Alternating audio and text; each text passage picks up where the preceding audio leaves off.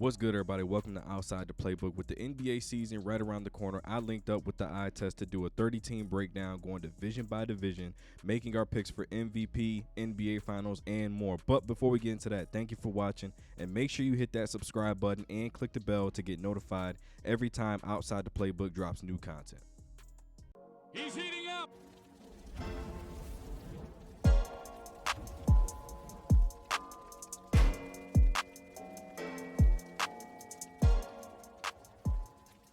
All right, so we're going with the Southeast Division.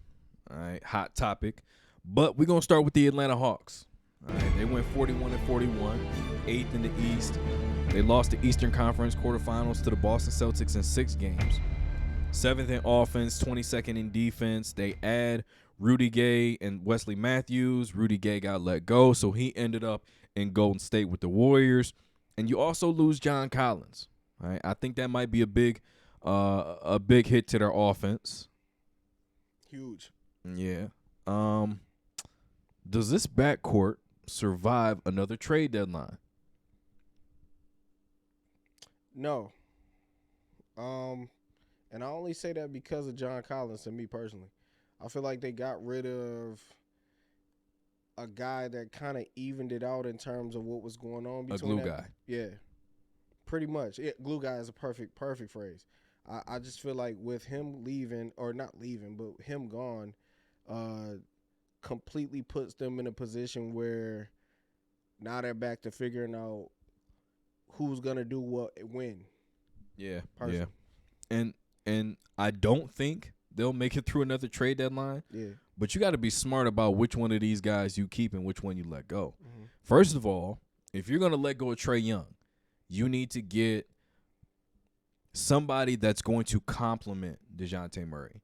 Don't just go out and get another guy. Make sure he's a right fit for that backcourt.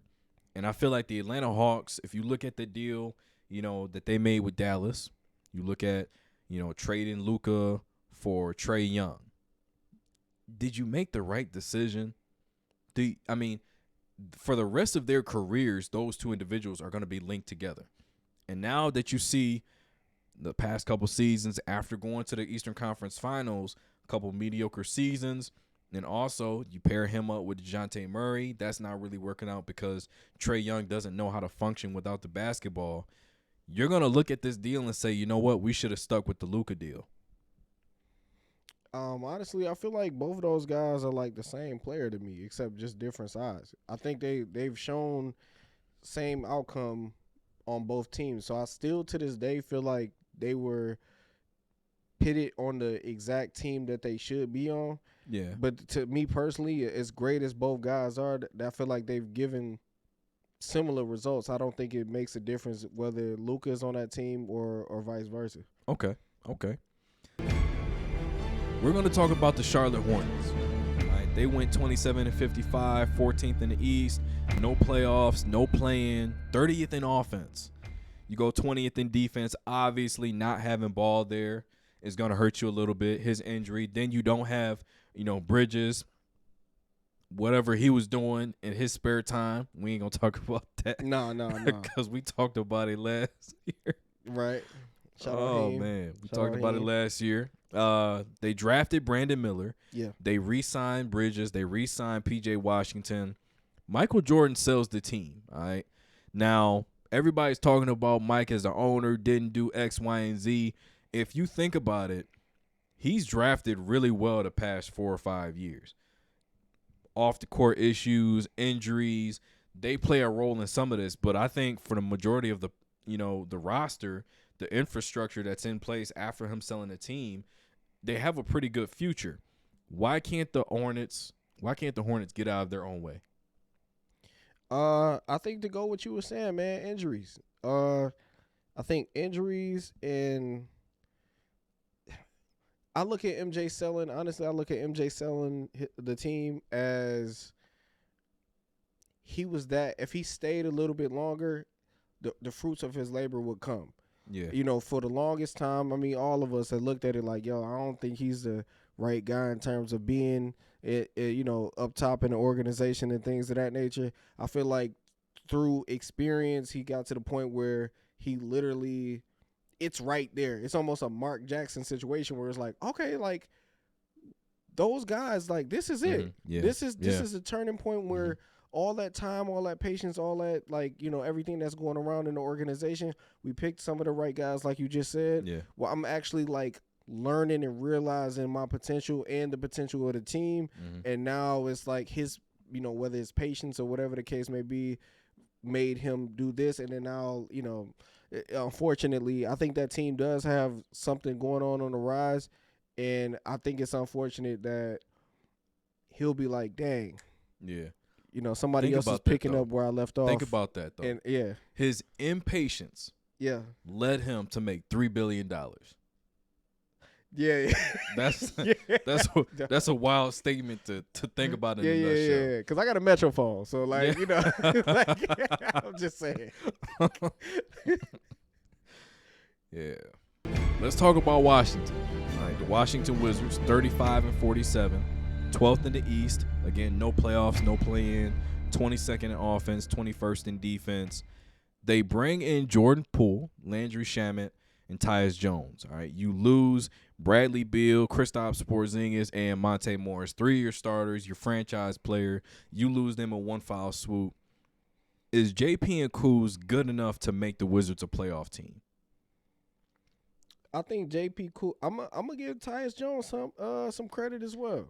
Probably the best assist turnover ratio in the league. Yeah, I know that for a fact. I'm gonna definitely give him some credit as well. I think them three definitely can make something happen. I'm excited as much as everybody talk about, you know, pool party and everything that's going on with Golden State. I cannot wait till the season start because I want to see FanDuel, Jordan Poole. I want to see. He's gonna be a monster on that. He's gonna be a monster on FanDuel. He's so like a Kyrie Irving, like a lot of guys, man. He came through. He was able at a very young age already get that championship in. Yeah. And now everything, the confidence, the game, everything that we saw that he wanted to show in Golden State, he's able to do this time around with Washington, man. Like I said, it is unfortunate when you on a team like that because, you know, we can come in and be spoiled with a situation like that. But that experience and the confidence that he had within his game, I think the only thing now is him learning how to lead a team. Yeah. You know? And, you know, with Jordan Poole, Andre Iguodala touched on this when he had an interview with J.J. Redick. He said, defensively speaking, Jordan Poole was trying not to try. That's what it seemed like, you know, from Iguodala's perspective. What I saw is a guy, he just got tired of being the punching bag. He was kind of in the Mario Chalmers. That's crazy, right? He was in the Mario Chalmers spot last season when he already showed that he was a 20-point per game scorer, second leading scorer on the team, had a big finals moment and stuff like that. So he was in that Chalmers role. So now he's like, look, I'm tired of that. I don't even deserve that treatment no more because I should be looked at as another star on this team. Facts. Now he gets moved. He's in Washington. He's able to show a little bit more what he can do. Kyle Kuzma, he's got his championship out of the way. So now it's a situation, no Bradley Beal, no Porzingis. What are you going to do now? They both should be over that 20 points per game mark consistently, but is it going to turn into winning basketball? I don't think so. I think there's a few more teams ahead of them. Obviously, you know, in this division alone, Miami, I think the Hawks are ahead of them. I think Orlando's a touch ahead of them. We're going to touch on them in a minute. But I don't see this being a playoff team specifically because, if I'm not mistaken, I mean, they have, 5 guards? 4 or 5 players that play the same position. They don't have much size. They don't have, you know, guys that's going to come in there and do the dirty work. Everybody's looking to come in and get their own. So I think that's going to be, you know, a downfall for that team coming into the season. And real quick, one more thing. I think the way JP and Kuz play will dictate whatever happens in the trade deadline for them to be a big help for them. Yeah. Now we're going to talk about the Orlando Magic. They went 34-48 last year, 13th in the East, no playoffs, no play-in, 26th in offense, 16th in defense. You bring in Joe Ingles, you re-sign Mo Wagner. And And one thing I also want to say is they didn't have a key addition or anything like that, but Paolo going to Team USA is going to be key for his season, specifically speaking. What is one thing the Magic need to make them a playoff level team? Find out what's going on with the guard play still to me.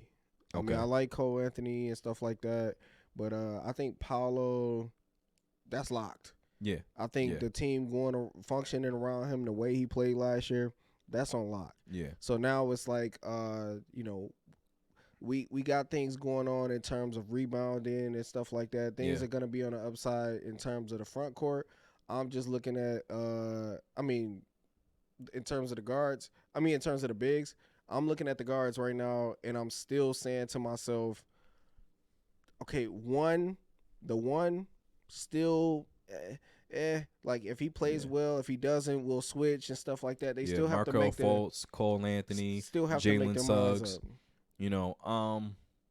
My biggest thing with them is that three-headed monster is it has to be Markelle Fultz and Jalen Suggs because of the decision making. Okay. All right? I've always said that Markelle Fultz probably should not have been the number 1 draft pick, but he knows how to play the game.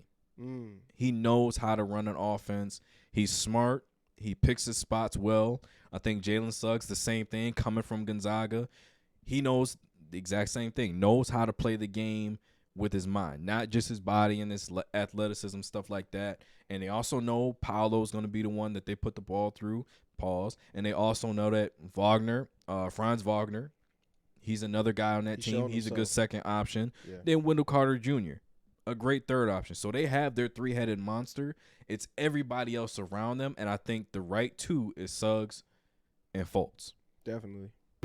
Now let's talk about the defending Eastern Conference champs, Miami Heat. They didn't get Damian Lillard, but it doesn't mean that their years, they don't have a chance, they don't have a shot or anything like that. I still see this as a team that can make it to the conference finals. They went 44-38 last year, 7th in the East. They lost to the Nuggets in 5 in the NBA Finals, 25th in offense, 9th in defense, division champs as well. They get Josh Richardson, Thomas Bryant. They get the kid from UCLA, 6'6", can do everything you want to do on the basketball court, defense, rebounding, scoring, shooting. He can do it all. You lose Max Strus and Gabe Vincent. Are they able to compete in the Eastern Conference and get to the NBA Finals, having lost out on Damian Lillard and Bradley Beal this summer? I say yeah. And then honestly, the reason why I say yeah is even with the key losses, man, and Strus and Vincent, you just brought in more dogs.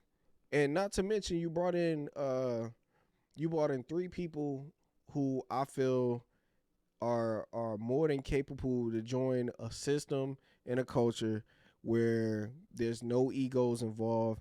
Even though, I don't think Dame would have brought an ego or anything like that. I think Dame would have, Dame's that type of guy that whatever, that would definitely just come into the culture and the situation. But I think having those 3 guys, even though we lost 2 guys, you just threw another 3 guys who are just going to tie into the system, understand what's going on, and it's going to be a lot of heart. And like I said, there's just going to be some dogs, bro. The biggest thing for Miami is they need to find a suitor for Kyle Lowry. Oh, yeah. Okay? And not just his play on the court is what's frustrating. He's tying up $30+ million a year, all right? You could put that $30 million to use and get another, support system for Bam Adebayo. Dwight Howard, who's looking to join the team. You can trade Kyle Lowry and get another point guard, a vet point guard. If they try to get Drew Holiday from Portland, put him in that deal, see what you can get out of it. Send Kyle Lowry to, the Clippers or whatever. Just send him far away from Miami right now. That's the only thing I care about. You get to the playoffs, if you think about it, everybody's talking about, Tyler or, getting Damian Lillard. You missed out on that. You don't have a chance.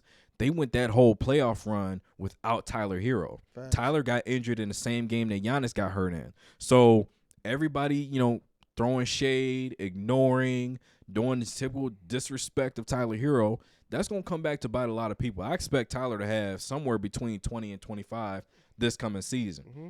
All right, you don't got Dame. Y'all didn't want me. All right, let me show you. I think that's the type of year we're going to get from Miami, especially from Jimmy Butler, considering the fact that he didn't get the support he wanted. Fine, I'll do it myself. I think he needs to be in that 25 to 30 range this coming season. Mm-hmm. He hates doing it, doesn't like doing it in the regular season, but he doesn't have a choice anymore. He has to be in that MVP conversation if Miami Heat's going to have a chance. And real quick, to piggyback off what you said, Strus and Vincent being gone only adds to Hero going back to those minutes, going back to those touches, and another reason for him to have something to prove. Yep, and Duncan Robinson can easily step back into the role he was in before Strus got hot last year. So, you know, I think we can both agree Miami is the team to beat in this division by far because everybody else is either rebuilding or still trying to figure out their identity. So we got Miami winning this division. Give this video a like, subscribe to the channel. That's one more for the good guys.